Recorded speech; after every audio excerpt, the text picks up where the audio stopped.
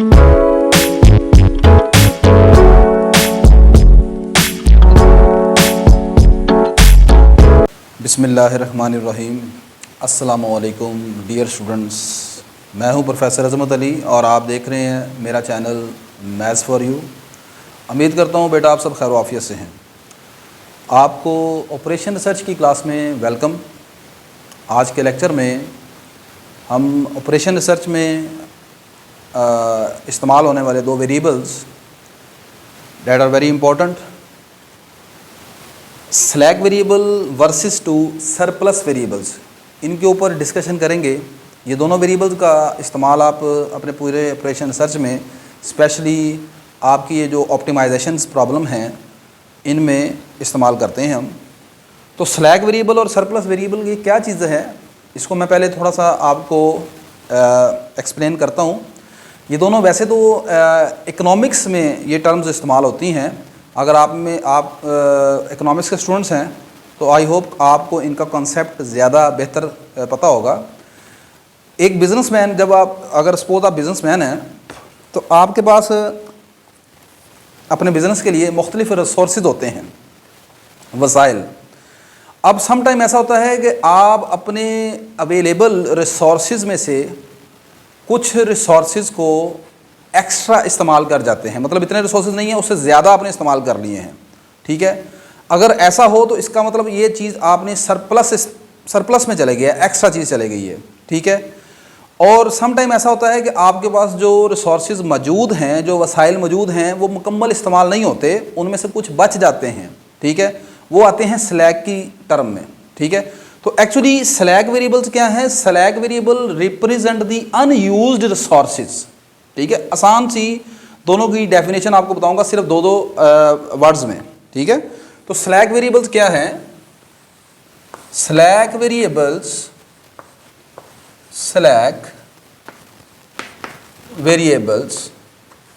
Represent unused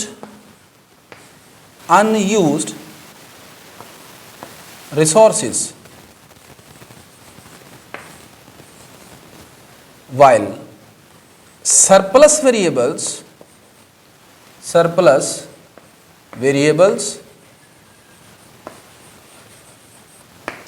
represent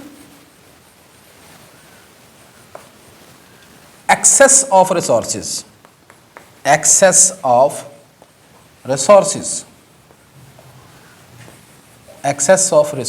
यानी इतने resources आपके पास मौजूद नहीं है जितने आप इस्तेमाल कर रही हैं। ठीक है, समथिंग इज एक्स्ट्रा हेयर। तो ये आपके पास है इन दोनों की डेफिनेशन आसान अल्फाज में। ठीक होगी बात ये।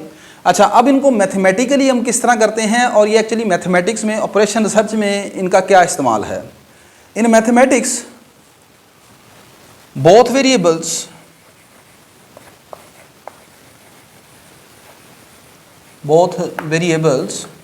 used to convert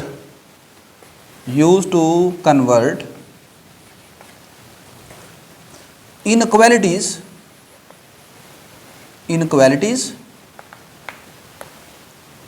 to equality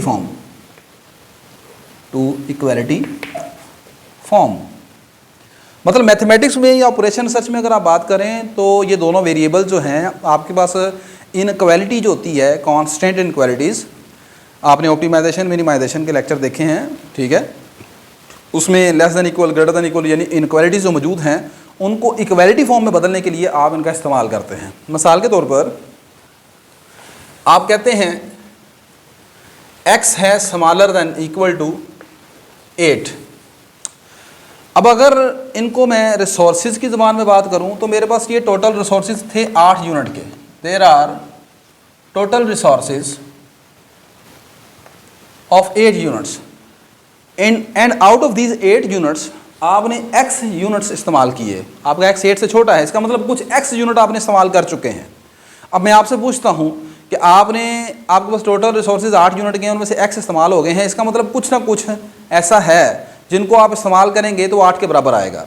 यानी कि इनको इक्वालिटी इक्वल लाने के लिए इसमें कुछ ऐड कर लेना चाहिए, जिसे मैं मिसाल के तौर पर S1 कह देता हूँ। और वो क्या आप जानते हैं वो क्या ऐड किया होगा मैंने, अभी मैं बताता हूँ आपको। अच्छा, अब यहाँ पर x में कुछ चीज़ आपने ऐड की है, ये जो चीज़ आपने ऐड की है, ठीक है, this is called the slack variable, this is the slack variable.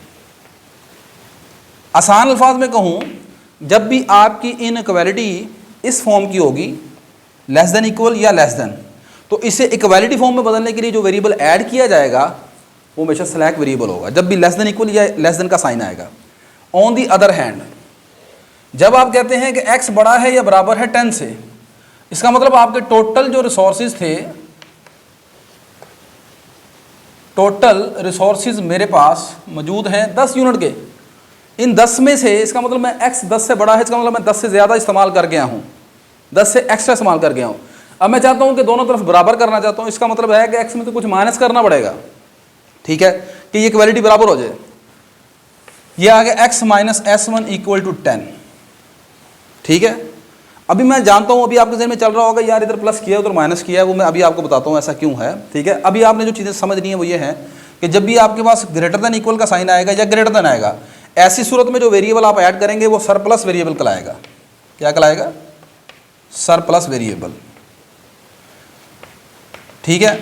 तो पहली बात तो आपने ये याद रखनी है कि जब भी स्लैक वेरिएबल आएगा उसको हमेशा आपने प्लस करना है, जब भी सरप्लस वेरिएबल होगा उसे आपने माइनस करना है। स्लैक वेरिएबल कब इस्तेमाल करना है? जब आपके पास इनइक्वालिटी में लेस देन इक्वल या लेस देन का साइन आएगा। सरप्लस वेरिएबल आपने कब इस्तेमाल करना है? जब भी आपकी इनइक्वालिटी में ग्रेटर देन इक्वल या सिर्फ ग्रेटर देन का साइन आएगा, ठीक है। और दोनों किस पर्पज़ के लिए इस्तेमाल किए जाते हैं? दोनों इक्वालिटी लाने के लिए इस्तेमाल किए जाते हैं, ठीक है। अब अगली बात, इसको प्लस ही क्यों करना है और उसको माइनस ही क्यों करना है? आपके जहन में ये चल रहा था।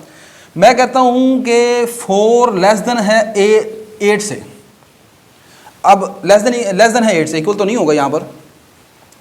अब मैं कहता हूँ कि ये दोनों तरफ इक्वालिटी बराबर हो जाए, तो मुझे बताएं कि 4 के साथ जो चीज़ मैं यहाँ पर लिखूँगा वो ऐड करूँगा या माइनस करूँगा? 4 के साथ क्या ऐड करूँगा कि 8 बन जाए, दोनों तरफ इक्वल लाना ना आपने।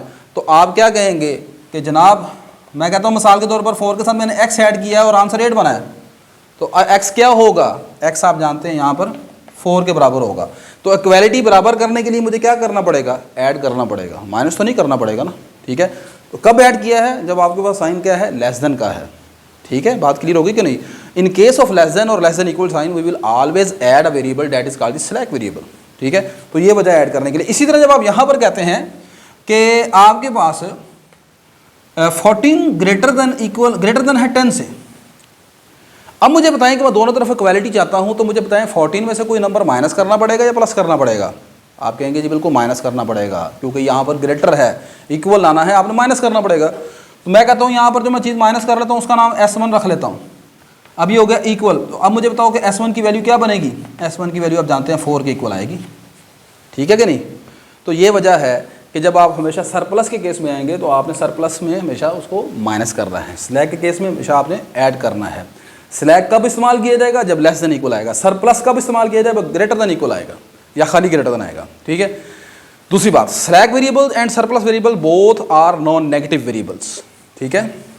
ये जो दोनों हैं वेरिएबल, स्लैक हो या सरप्लस हो, these are always greater than equal to 0, ठीक है ना। तो ये जनाब स्टोरी थी स्लैक और सरप्लस वेरिएबल की। इनको हम इस्तेमाल करेंगे इंशाल्लाह अपने आने वाले लेक्चर्स में। मैं अपने नेक्स्ट लेक्चर में डिस्कस करूँगा analytical approach of solving system of linear programming model, ठीक है। तो वीडियो अच्छी लगी तो लाजमन इसे लाइक कर लीजिएगा, शेयर कर लीजिएगा और चैनल को सब्सक्राइब कर लीजिएगा। नेक्स्ट लेक्चर में आपसे दोबारा मुलाकात होती है, तब तक के लिए मुझे इजाज़त दीजिए। अल्लाह हाफिज़।